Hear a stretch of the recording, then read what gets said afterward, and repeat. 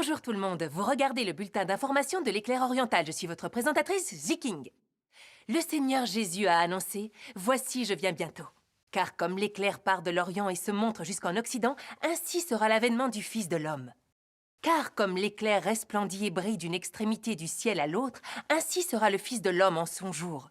Mais il faut auparavant qu'il souffre beaucoup et qu'il soit rejeté par cette génération. Que celui qui a des oreilles entende ce que l'Esprit dit aux églises. Aujourd'hui, ces prophéties du Seigneur Jésus se sont toutes accomplies. Parmi ceux qui espèrent la manifestation de Dieu et l'arrivée du Seigneur Jésus sur une nuée, nombreux sont ceux qui ont entendu la voix de Dieu et qui ont été élevés devant son trône. En 1991, un fils de l'homme a commencé à parler en Orient, rompant le silence de la nuit sombre avant l'aube et ébranlant différentes confessions chrétiennes en Chine. Débordant de joie, les gens sont allés répandre la bonne nouvelle, témoigner que le Seigneur Jésus était revenu et que Dieu avait commencé à parler. En à peine plus d'une décennie, les déclarations de ce Fils de l'homme se sont répandues dans toute la Chine continentale. Il s'agissait de la manifestation et de l'œuvre de Dieu Tout-Puissant en Chine. La manifestation et l'œuvre de Dieu Tout-Puissant ont fait sensation en Chine continentale, mais elles ont aussi ébranlé le reste du monde. Les millions de paroles exprimées par Dieu Tout-Puissant ont été rendues publiques dans différents pays par le biais d'Internet. Parmi ceux qui espèrent la manifestation de Dieu, nombre se sont mis à chercher et étudier ces paroles. Le phénomène a aussi attiré l'attention des spécialistes et des chercheurs. Fin octobre 2018, une exposition d'images intitulée « La manifestation et l'œuvre de Dieu Tout-Puissant » s'est tenue à l'église de Dieu Tout-Puissant de Séoul, en Corée du Sud. Elle a attiré plus d'une dizaine de spécialistes et d'universitaires de renommée internationale.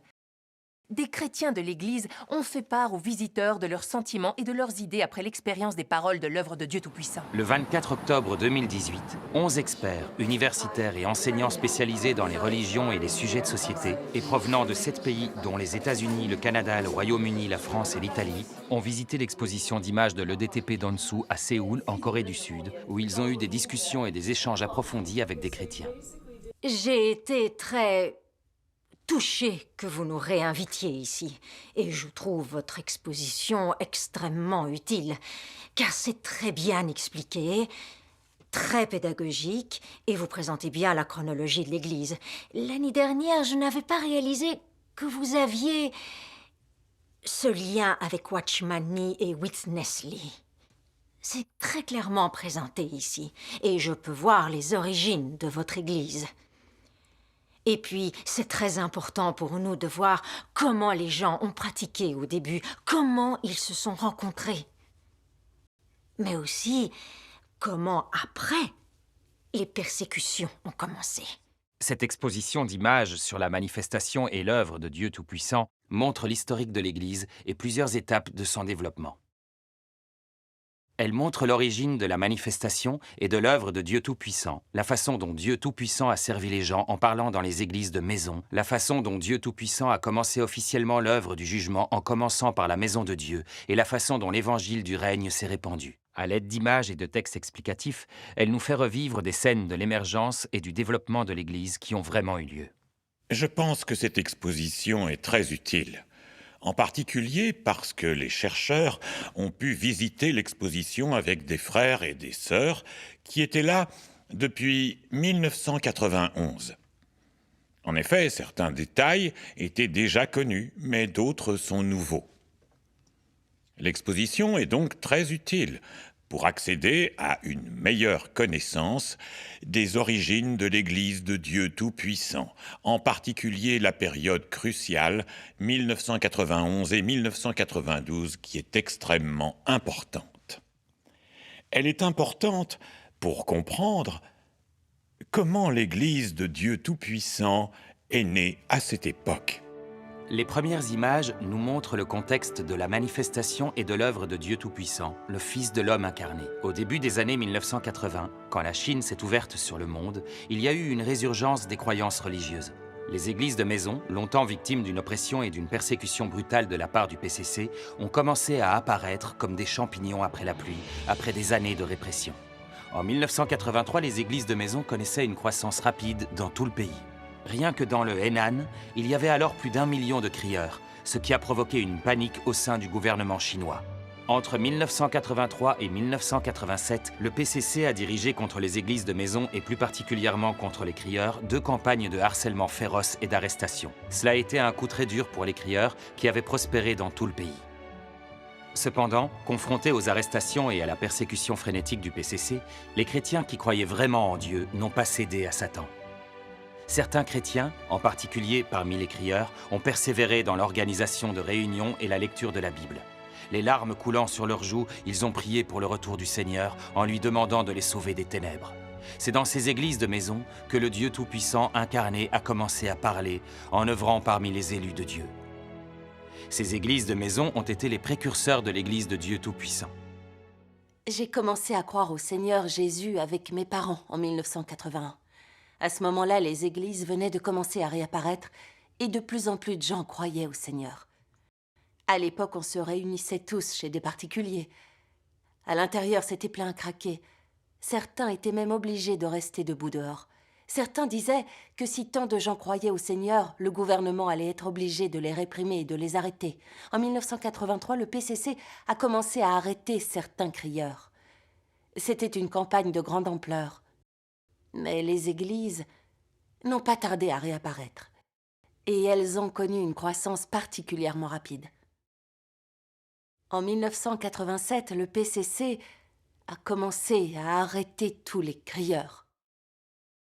Les frères et sœurs arrêtés étaient entassés dans un gros camion, les mains liées dans le dos, avec un grand écriteau attaché autour du cou. Sur l'écriteau, il était écrit « criminel politique ou contre-révolutionnaire ». On les faisait défiler dans les rues. Et ils étaient placés sur une vaste plateforme pour y subir une dénonciation publique. Par la suite, certains d'entre eux ont été condamnés à des peines particulièrement lourdes. Certains dirigeants des églises ont été condamnés à des peines de plus de 10 ans, voire plus de 20 ans. Malgré cet environnement hostile, des frères et sœurs n'ont pas renoncé aux réunions. Car dans nos cœurs, nous avions tous cette conviction. Nous sommes au temps des derniers jours et nous devons accueillir le retour du Seigneur. Nous attendions avec impatience. Seigneur Jésus, reviens vite. Sauve-nous des ténèbres et mets fin à notre vie de souffrance. C'est dans ce contexte que Dieu Tout-Puissant a commencé à parler. Le 11 février 1991, le Fils de l'homme incarné a exprimé le premier passage attestant la manifestation et l'œuvre de Dieu. Certains ont trouvé ces paroles particulièrement nouvelles et émouvantes. Ils ont trouvé que ce n'étaient pas des paroles ordinaires et ils les ont communiquées à l'homme utilisé par le Saint-Esprit.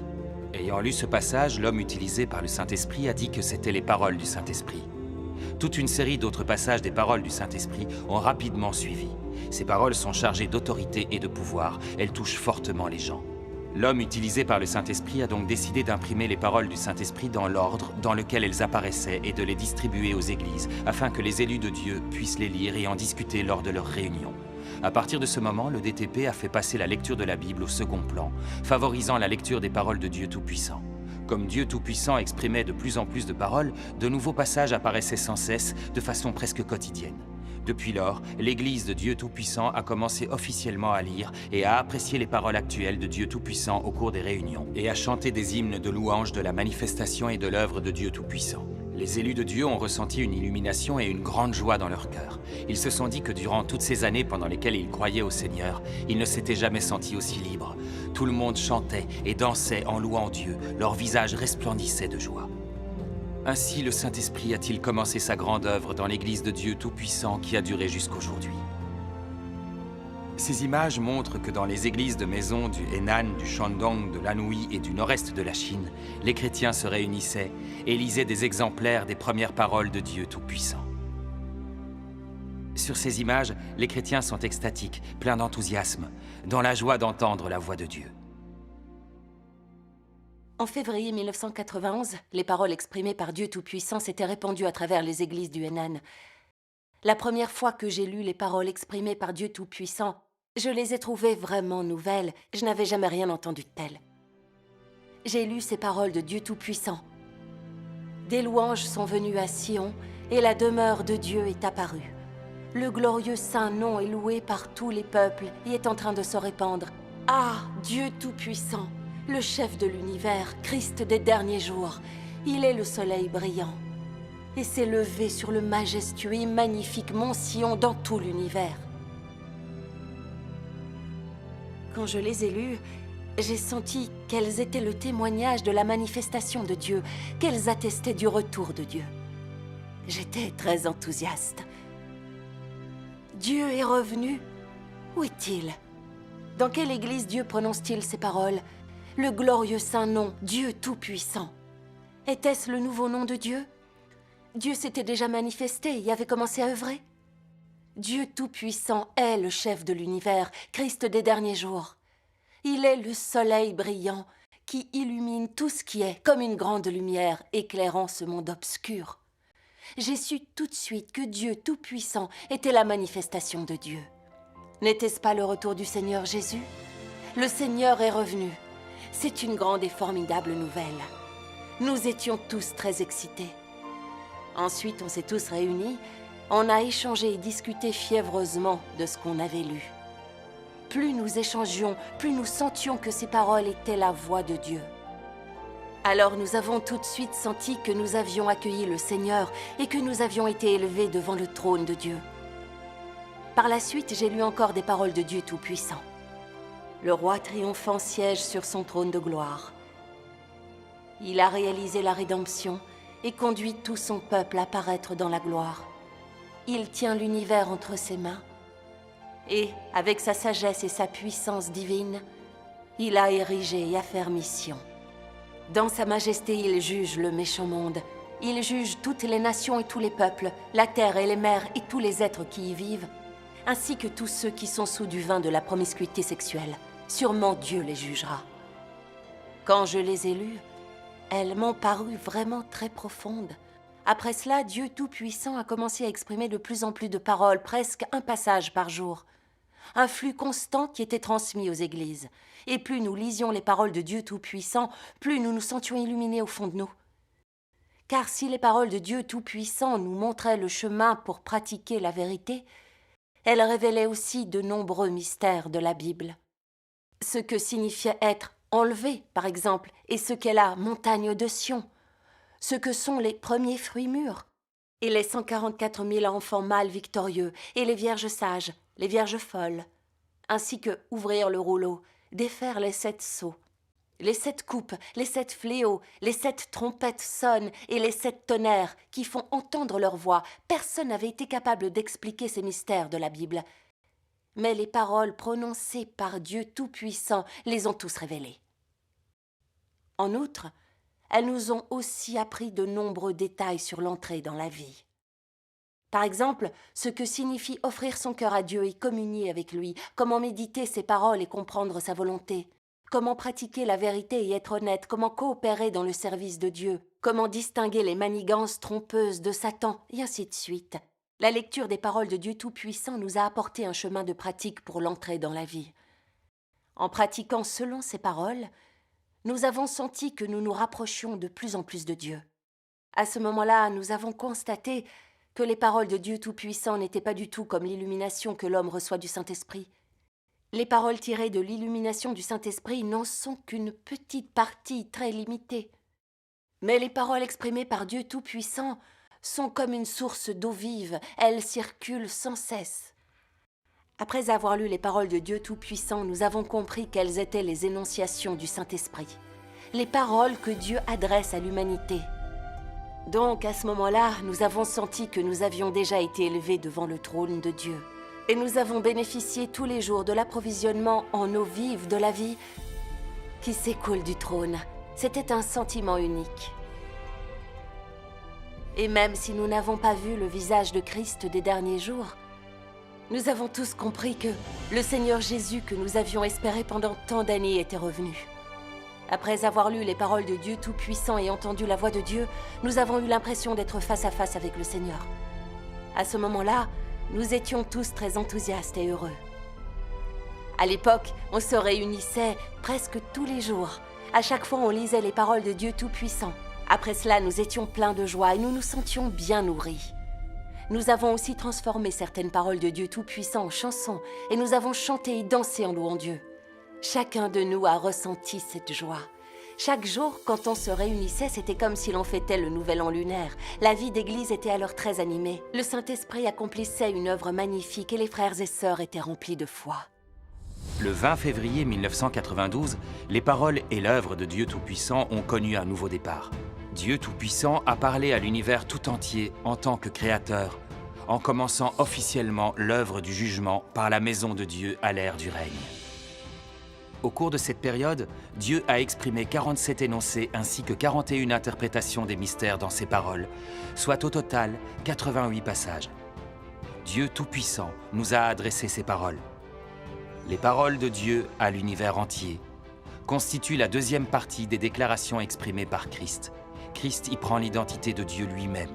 La plus grande caractéristique unique de ces déclarations est qu'au cours de cette étape, Dieu ne parle pas en utilisant l'identité de l'Éternel ou de Jésus-Christ, ni de Christ des derniers jours. Au contraire, en utilisant son identité propre, le Créateur, il parle et enseigne à tous ceux qui le suivent et à ceux qui ne le suivent pas encore. Il est juste de dire que c'était la première fois depuis la création que Dieu s'était adressé à toute l'humanité. Jamais auparavant Dieu n'avait parlé à l'humanité créée avec autant de détails et de façon si systématique. Bien sûr, c'était aussi la première fois qu'il avait tant parlé à toute l'humanité et pendant si longtemps. C'était tout à fait sans précédent. Depuis la création, elles ont été les premières déclarations que Dieu avait dites à l'humanité à partir du troisième ciel, et la première fois que Dieu avait utilisé son identité propre pour apparaître et pour exprimer la voix de son cœur à l'humanité à travers des paroles. Les paroles de Dieu à l'univers entier ont été exprimées entre le 20 février et le 1er juin 1992. Après quoi, le Fils de l'homme incarné, Dieu Tout-Puissant, a commencé à voyager parmi les églises en nouant le dialogue avec les gens, en discutant avec eux, en parlant et en œuvrant. Dieu Tout-Puissant a exprimé plus de 100 énoncés et a exprimé des vérités adressées aux gens en fonction de leur situation et de ce qui leur faisait défaut, indiquant le chemin de pratique pour l'entrée dans la vie. Notamment, le point de vue que les croyants devaient adopter, comment établir une relation correcte avec Dieu, comment vivre l'obéissance à l'œuvre de Dieu et comment servir en harmonie avec la volonté de Dieu. En outre, Dieu Tout-Puissant a aussi révélé de nombreux mystères, comme le plan de gestion de 6000 ans de Dieu, la vraie histoire et l'objet de l'œuvre de Dieu au cours de l'ère de la loi, de l'ère de la grâce et de l'ère du règne, les mystères de l'incarnation, la différence entre être sauvé et le salut complet, la finalité et la destination des différents types de personnes, le mystère du règne millénaire et ainsi de suite. Dieu a jugé et révélé les motivations et les impuretés dans la foi des gens, leurs diverses méthodes de pratiques fallacieuses, leur nature et leur essence profondément corrompues par Satan et leurs divers tempéraments sataniques. Dieu Tout-Puissant a exprimé toutes les vérités dont l'humanité corrompue avait besoin pour être pleinement sauvée et rendue parfaite et les a dispensées à l'humanité, accomplissant ainsi entièrement la prophétie du Seigneur Jésus. « J'ai encore beaucoup de choses à vous dire, mais vous ne pouvez les porter maintenant. Quand le Consolateur sera venu, l'Esprit de vérité, il vous conduira dans toute la vérité. » Cette image représente 70 à 80 chrétiens réunis dans une grotte dans le Henan à la fin de l'année 1992. Le contexte est le suivant. Ils ont lu les paroles exprimées par Dieu Tout-Puissant, à savoir la différence fondamentale entre le Dieu incarné et les personnes utilisées par Dieu, et les passages de 1 à 4 du mystère de l'incarnation. En échangeant, ils ont compris des vérités, notamment ce qu'était l'incarnation et les différences essentielles entre le Dieu incarné et l'homme utilisé par Dieu. Finalement, ils ont reconnu que le Fils de l'homme qui exprimait la vérité était le Christ incarné, que c'était le Seigneur Jésus revenu dans les derniers jours. Ils s'en sont alors tous voulu terriblement d'avoir été trop aveugles pour connaître Dieu, d'avoir traité le Dieu incarné à la légère et de l'avoir considéré comme une personne remplissant une fonction particulière.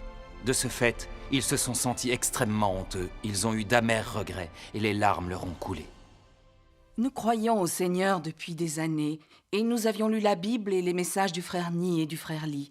Nous nous réunissions souvent pour échanger, mais nous ne comprenions pas la vérité de l'incarnation.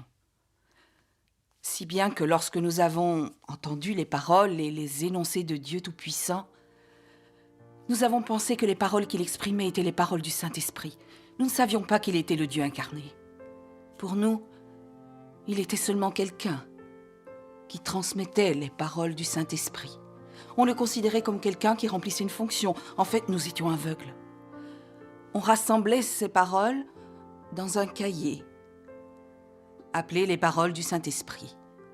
Chaque fois qu'on se réunissait, on lisait les paroles du Saint-Esprit. et on consacrait de moins en moins de temps à lire la Bible. À ce moment-là, Dieu Tout-Puissant vivait aussi avec nous et nous dispensait la vérité à toute heure et en tout lieu.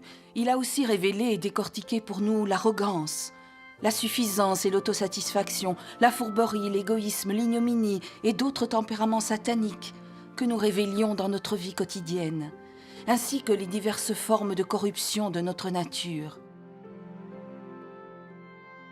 et les différents sentiments et pensées cachés en nous. Chacune de ces paroles résonnait profondément en nous. Si ces paroles étaient sévères et déstabilisantes, elles étaient toutes factuelles, elles étaient la réalité, et nous les trouvions très convaincantes. On se demandait, comment peut-il connaître toute la corruption qui est en nous? Comment peut-il lire dans nos pensées? Dieu examine notre intimité. Qui d'autre que Dieu pourrait connaître les gens aussi bien? Et qui pourrait percer à jour le vrai visage et l'essence de la corruption des hommes?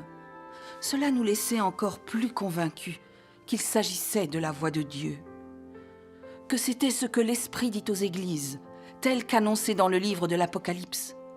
Par la suite, quand le mystère de l'incarnation a été révélé par Dieu Tout-Puissant, j'ai lu ceci dans ces paroles. Le sens de l'incarnation est que Dieu apparaît dans la chair et qu'il vient œuvrer parmi les hommes de sa création revêtus de chair. Ainsi, pour que Dieu soit incarné, il doit d'abord être fait de chair, une chair avec une humanité normale. Ceci, tout au moins, doit être vrai. En fait, l'implication de l'incarnation de Dieu est que Dieu vit et œuvre dans la chair. Dieu, dans son essence même, devient chair, devient un homme. Bien qu'ils aient tous une humanité, les êtres humains créés ne sont rien d'autre que des humains, tandis que Dieu incarné est différent. Dans sa chair, non seulement il a l'humanité, mais surtout la divinité. Son humanité peut être vue par l'apparence extérieure de sa chair et dans sa vie quotidienne. Mais sa divinité est difficile à percevoir, parce que sa divinité est exprimée seulement quand il a l'humanité, et n'est pas aussi surnaturel que les gens l'imaginent. Il est extrêmement difficile pour les gens de la voir. En méditant ces paroles, nous avons réalisé ce qu'était l'incarnation. L'incarnation est l'Esprit de Dieu sous une apparence charnelle ordinaire. Il possède une humanité normale, mais la divinité est en lui. Quand il prononce les paroles de Dieu et accomplit l'œuvre de Dieu, c'est l'Esprit de Dieu qui parle directement.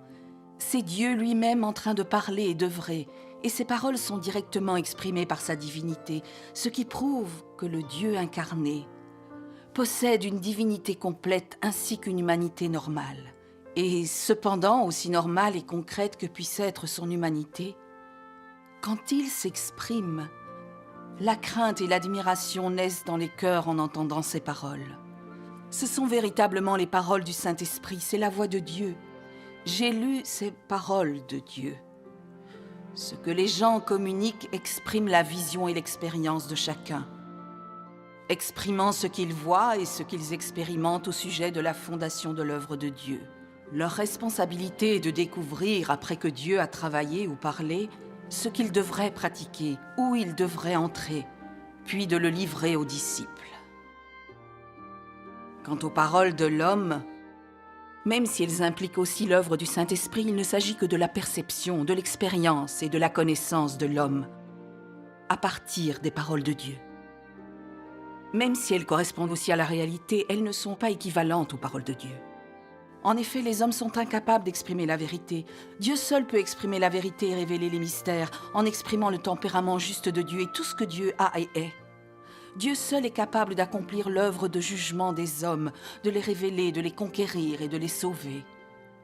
Nous nous sommes alors soudainement rendus compte que le Fils de l'homme, qui avait exprimé toutes ces vérités et avait œuvré parmi nous, était le Dieu incarné, qui s'est manifesté pour œuvrer.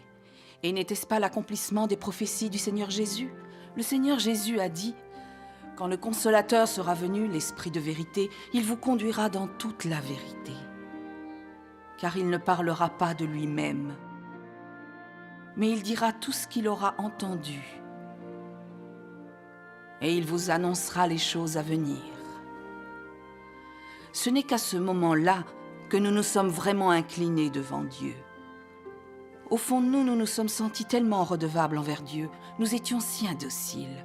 Nous avons trouvé que nous avions été vraiment aveugles de ne pas connaître Dieu, car Dieu avait exprimé tant de vérité.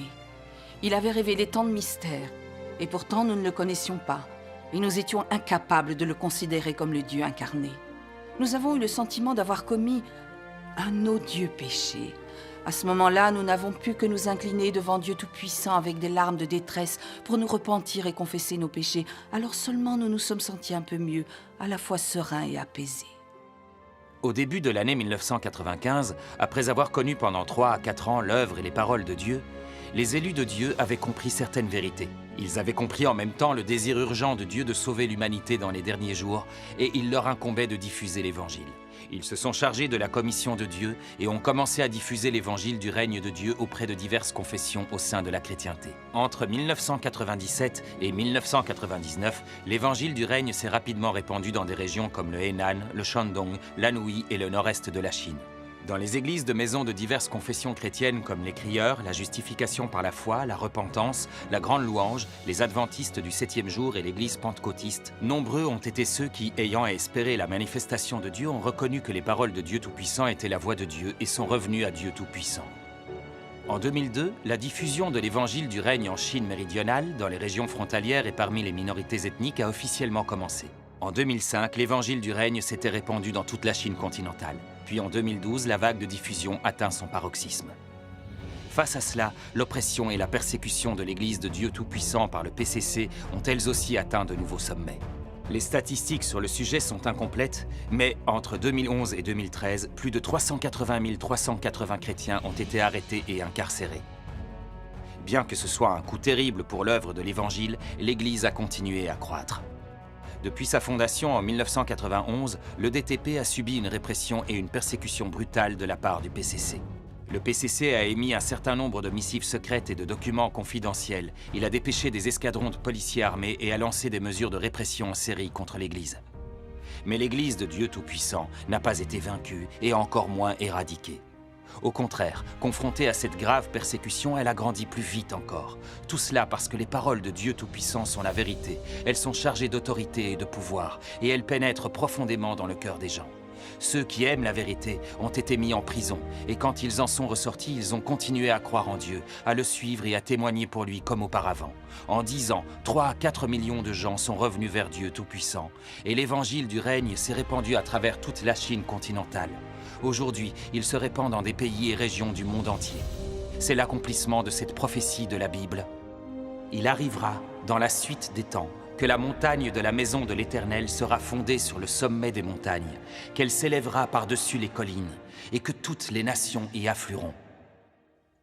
Beaucoup de gens ont demandé, après avoir subi une persécution aussi brutale aux mains du PCC, pourquoi l'Église de Dieu Tout-Puissant continue-t-elle à croître si rapidement? Beaucoup de gens trouvent cela incroyable. En réalité, c'est l'effet des paroles et de l'œuvre de Dieu. Et l'accomplissement total de ces paroles, ceux qui viennent de Dieu prospéreront. Si c'était une œuvre humaine, s'il s'agissait d'une organisation humaine, l'Église aurait été démantelée, éradiquée depuis longtemps, après toutes ces années de persécution brutale.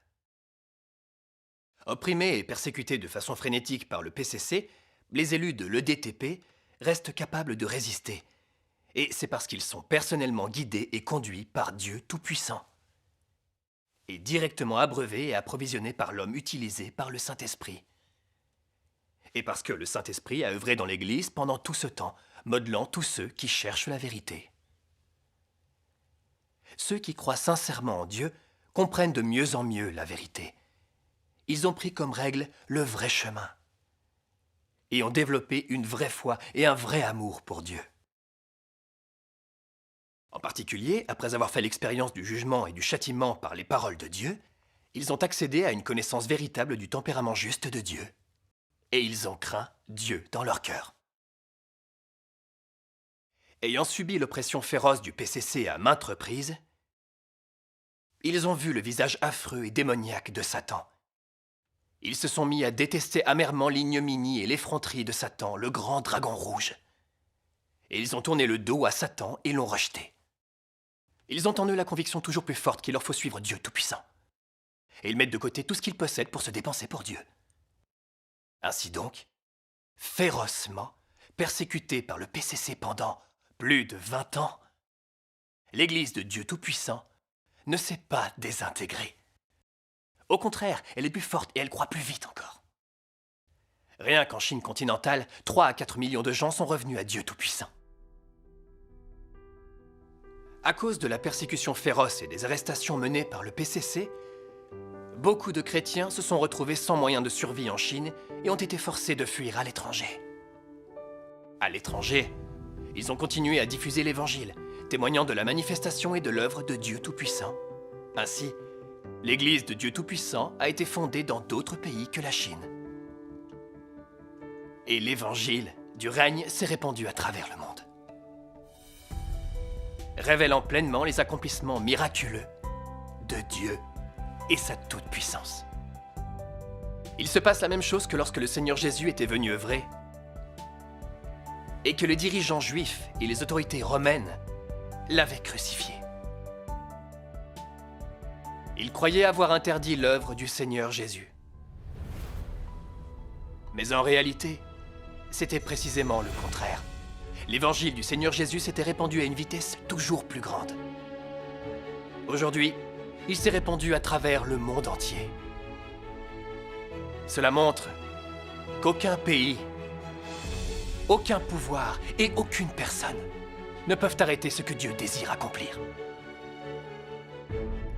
Aujourd'hui, Dieu Tout-Puissant a déjà exprimé plus d'1 million de paroles, dont la plupart sont écrites dans « La parole apparaît dans la chair ». Ce livre a déjà été traduit dans plusieurs langues et publié sur Internet. Les élus de Dieu ont aussi produit divers films, vidéos et œuvres chorales pour prêcher les paroles de Dieu Tout-Puissant et attester de l'œuvre de Dieu des derniers jours. Dans divers pays, ceux qui croient sincèrement en Dieu et aiment la vérité ont vu les paroles de Dieu Tout-Puissant sur Internet. Ils ont vu les différentes vidéos et œuvres chorales produites par l'Église de Dieu Tout-Puissant. Ainsi, ils ont commencé à chercher le vrai chemin et à s'y intéresser. De plus en plus de gens reviennent à Dieu Tout-Puissant.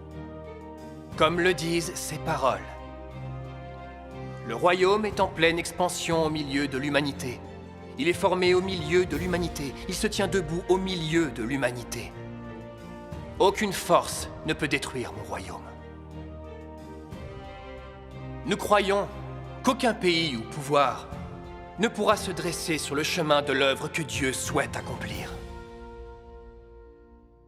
Cette exposition d'images montre la manifestation et l'œuvre de Dieu Tout-Puissant, ainsi que la naissance de l'Église de Dieu Tout-Puissant et plusieurs étapes de son développement. Mais cela est loin de suffire à montrer toute l'histoire de la manifestation et de l'œuvre de Dieu. Pour en savoir davantage sur l'œuvre de Dieu Tout-Puissant dans les derniers jours, il est nécessaire de lire attentivement les paroles du Christ des derniers jours Dieu Tout-Puissant. La plupart de ces paroles se trouvent dans le livre « La parole apparaît dans la chair », qui a été publié sur Internet pour que toute l'humanité puisse chercher et s'y intéresser. Un grand nombre de ceux qui aiment la vérité ont reconnu la voix de Dieu et sont revenus devant son trône après avoir lu les paroles de Dieu Tout-Puissant. Ils ont commencé à accepter la vérité et à la mettre en pratique de manière à être pleinement sauvés et à être rendus parfaits par Dieu. Cependant, certains observent et attendent encore. Ils attendent encore de voir le Seigneur Jésus descendre en public sur une nuée blanche.